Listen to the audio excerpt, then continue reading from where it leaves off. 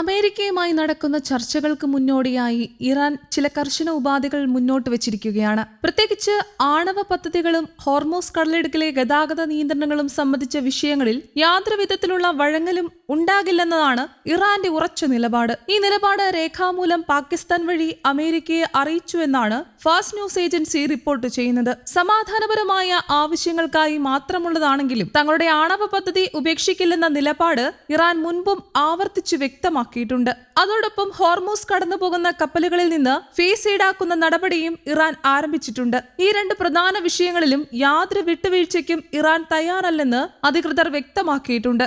ഇതിനിടെ ഗൾഫ് രാജ്യങ്ങളും യൂറോപ്യൻ രാജ്യങ്ങളും തമ്മിൽ സംഘർഷം കുറയ്ക്കാൻ നയതന്ത്ര തലത്തിൽ ഇടപെടലുകൾ ശക്തമാക്കുകയാണ്. ഖത്തർ പ്രധാനമന്ത്രി, ഈജിപ്ത് വിദേശകാര്യമന്ത്രി, ഫ്രാൻസ് വിദേശകാര്യമന്ത്രി എന്നിവർ ഇറാൻ വിദേശകാര്യമന്ത്രി അബ്ബാസ് അരാക്ചിയുമായി ഫോണിലൂടെ ആശയവിനിമയം നടത്തി. അതുപോലെ തന്നെ സൗദി അറേബ്യയുടെ വിദേശകാര്യമന്ത്രിയും അരാക്ചിയുമായി ചർച്ച നടത്തി.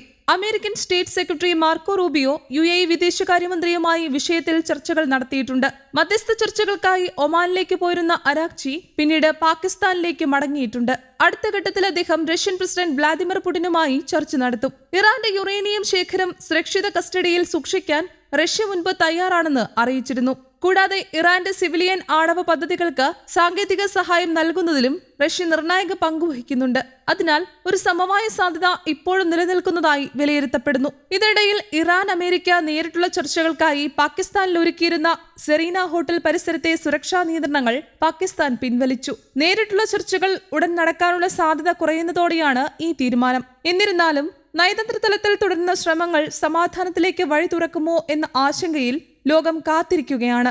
അതേസമയം ഇറാനെതിരായ യുദ്ധനിലപാടിനെ ശക്തമായി മുന്നോട്ട് വെച്ച അമേരിക്കൻ പ്രസിഡന്റ് ഡൊണാൾഡ് ട്രംപിന്റെ തീരുമാനങ്ങൾ US-ന് തന്നെ വലിയ നഷ്ടങ്ങൾ ഉണ്ടാക്കിയതായി റിപ്പോർട്ടുകൾ സൂചിപ്പിക്കുന്നു. കൂടാതെ ഈ യുദ്ധത്തിൽ തങ്ങളെ പൂർണ്ണമായി പിന്തുണയ്ക്കാത്ത സഖ്യരാജ്യങ്ങൾക്കെതിരെ നടപടികൾ സ്വീകരിക്കാൻ അമേരിക്ക തയ്യാറെടുക്കുന്നതായും വാർത്തകൾ പുറത്തുവരുന്നു. ഇത് നാറ്റോ എന്ന സൈനിക സഖ്യത്തിൽ ഭിന്നതകൾക്ക് വഴിവെക്കാനിടയാകുമെന്ന ആശങ്ക ഉയരുന്നു. പ്രധാനമായും ബ്രിട്ടനും സ്പെയിനും പോലുള്ള രാജ്യങ്ങൾക്കെതിരെ അമേരിക്ക നടപടി സ്വീകരിക്കാമെന്ന റിപ്പോർട്ടുകളാണ് പുറത്തുവരുന്നത്. പെന്റഗൺ ഉൾപ്പെടെയുള്ള സ്ഥാപനങ്ങളിലെ ആന്തരിക വിവരങ്ങൾ ഉദ്ധരിച്ച് അന്താരാഷ്ട്ര മാധ്യമങ്ങൾ ഈ വാർത്ത റിപ്പോർട്ട് ചെയ്തിട്ടുണ്ട്. ഫോക്ലാൻഡ് ദ്വീപുകളിലെ ബ്രിട്ടന്റെ അവകാശത്തെ പിന്തുണയ്ക്കുന്ന നിലപാട് അമേരിക്ക പിൻവലിക്കാമെന്നും സ്പെയിനിനെ നാറ്റോയിൽ നിന്ന് സസ്പെൻഡ് ചെയ്യാമെന്നും റിപ്പോർട്ടുകൾ പറയുന്നു. എന്നാൽ ഇതിന് അമേരിക്ക ഔദ്യോഗിക സ്ഥിരീകരണം നൽകിയിട്ടില്ല. ഇത്തരം റിപ്പോർട്ടുകൾക്കെതിരെ ബ്രിട്ടൻ ശക്തമായി പ്രതികരിച്ചു. ഫോക്ലാൻഡ് ദ്വീപുകൾ തങ്ങളുടെ പരമാധികാരത്തിലാണ് എന്ന നിലപാട് ബ്രിട്ടൻ ആവർത്തിക്കുകയും ദ്വീപ് നിവാസികളുടെ സ്വയം നിർണയാവകാശം അതിന് പിന്തുണ നൽകുന്നുവെന്നും വ്യക്തമാക്കി.